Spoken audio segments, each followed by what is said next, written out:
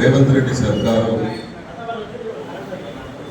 జరిగిన అసెంబ్లీ ఎన్నికల్లో ఎట్లాగైనా ప్రభుత్వం సాధించాలి, ప్రభుత్వంలోకి రావాలనే ఆలోచనతో 6 గ్యారంటీలు 420 హామీలు 420 హామీలు ఇచ్చి 6 గ్యారంటీలు ఇచ్చి ఎట్లాగైనా గద్దెక్కాలని గద్దెక్కినాక నన్ను అడుగుతాడు చూద్దాంలే అని చెప్పేసి ఆయన ప్రభుత్వం నడిపిస్తూ ఉన్నాడు.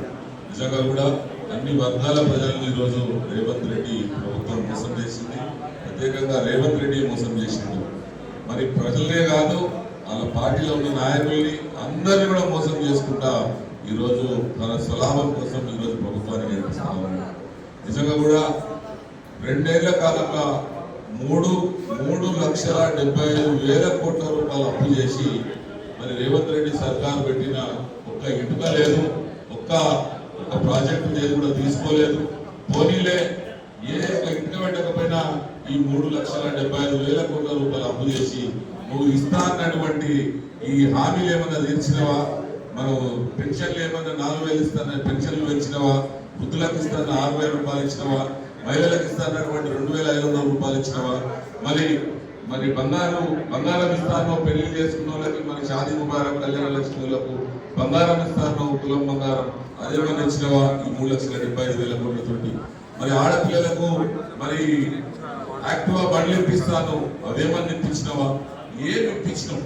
3,75,000 కోట్ల రూపాయలు ఈరోజు 2 సంవత్సరాల కాలంలో అప్పు చేసి ఈరోజు రాష్ట్రాన్ని నువ్వు ఏం దివాలా తీద్దామని అనుకుంటున్నావు అని చెప్పేసి నేను ఈ వేదిక ద్వారా నేను ప్రశ్నిస్తా ఉన్నా.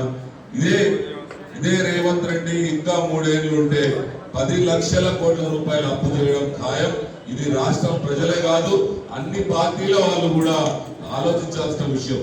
రేవంత్ రెడ్డి 2 ఏళ్లలో 3,75,000 కోట్ల రూపాయలు అప్పు చేస్తే ఇంకా మిగిలిన 3 సంవత్సరాలలో దీన్ని 10 లక్షల కోట్ల రూపాయలు అప్పులు చేసి ఆ అప్పులు రాబోయే మన పిల్లల మీద, భావి తరాల మీద అప్పులు పెడతాడు తప్ప ఇంకోటి కాదని చెప్పేసి నేను తెలియజేస్తా ఉన్నా.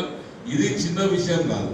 ఈ అప్పులు రాష్ట్ర ప్రభుత్వం చేసిన అప్పులు కట్టాల్సిన బాధ్యత మళ్ళా మన తెలంగాణ ప్రజల మీదనే ఉండదు, మన పిల్లల మీద, మన భావి పౌరుల మీద ఉండదు. కాబట్టి అన్ని పార్టీలలో కూర్చొని చర్చించి రేవంత్ రెడ్డి సర్కారును గద్ద దించే వరకు కూడా మీరందరూ కలిసికట్టుగా పనిచేయాలని చెప్పేసి నేను కోరుతా ఉన్నాను. Thank you.